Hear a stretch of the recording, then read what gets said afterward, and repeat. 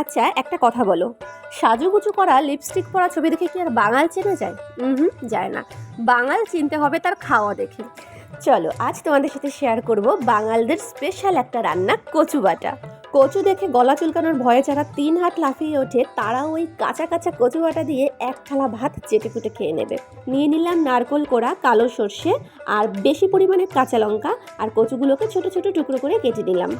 এবার এই সব কিছুকে একসঙ্গে একটা ভালো করে পেস্ট করে নিতে হবে। তবে যদি এটাকে শিলনোড়ায় বাটা যেত তাহলে টেস্ট আরও বেশি হতো। দিয়ে দিলাম পরিমাণ মতো নুন।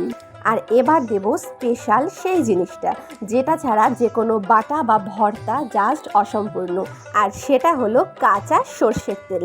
ব্যাস আর কিছুই লাগবে না। এবার এটাকে ভালো করে একটু নেড়েচেড়ে মেখে নাও। তারপরে গরম গরম ধোয়া ওঠা ভাতের সাথে পরিবেশন করো বাঙাল স্পেশাল কচু বাটা। তো তোমরা জানাও আমার মতো কচু খাওয়া বাঙাল আর কে কে আছো।